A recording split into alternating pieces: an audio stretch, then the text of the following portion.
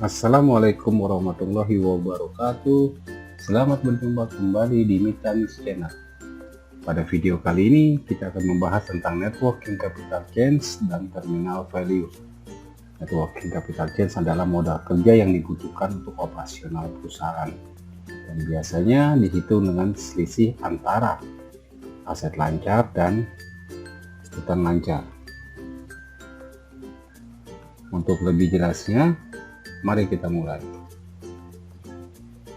Perubahan networking capital.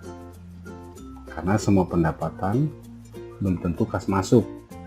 Jadi perubahannya harus kita perhitungkan. Dan total networking capital harus ditambah di akhir proyek. Berdasarkan keterangan di atas,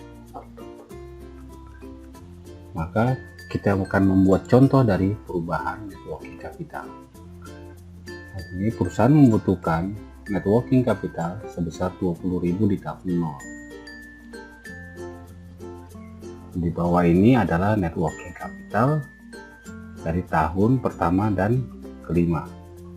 Jika kita lihat, tahun pertama itu ada 40.000, tahun kedua 45.000, dan seterusnya. Perubahan networking capitalnya adalah sebagai berikut. Tahun pertama ini 20.000,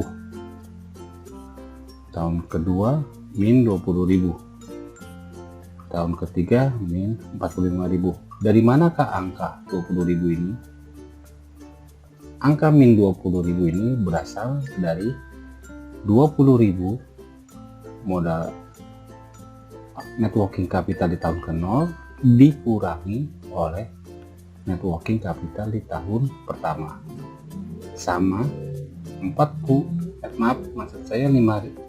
ini pun networking capital tahun pertama dikurangi networking capital tahun kedua dan seterusnya, sehingga dari data change networking capital ini kita akan mendapatkan networking capital recovery-nya sebesar 10.000.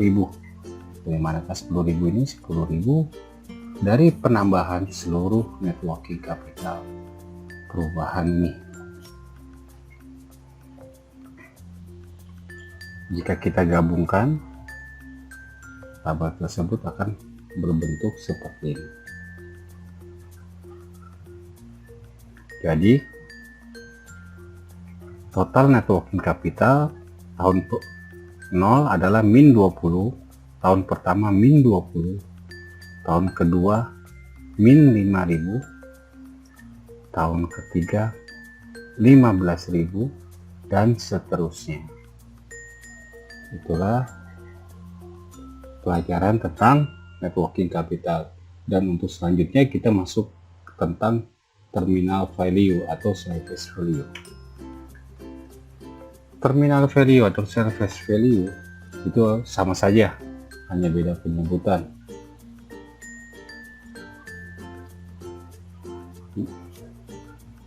Terminal value adalah nilai wajar bersih aset di akhir proyek. Tentunya tidak sama dengan nilai buku. Kenapa? Karena nilai wajar aset itu berdasarkan dari market, harga market di pasaran aset itu berapa, sedangkan nilai buku itu didasarkan pada perhitungan depresiasi atau disebut residu biasanya. Rumusnya adalah estimasi nilai akhir dikurangi nilai buku dikali 1 kurang pajak. Untuk contohnya kita lihat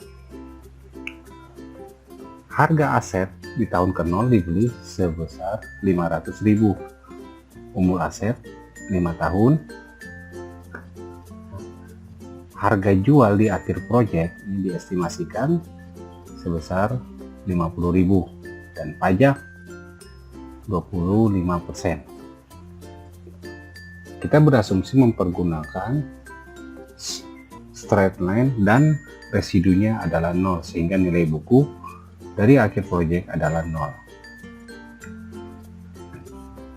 nilai wajar bersih aset akan menjadi 50.000. Dari mana ini? Ini berasal dari nilai wajar bersih aset dikurangi nilai buku. Karena nilai bukunya tadi 0, maka langsung masuk ke sini 50.000 dari angka sini. Dan pajak adalah 12.500. Dari mana ini? 12.500 adalah estimasi harga jual dikali pajaknya, yaitu 25%, sehingga didapat angka besar ini.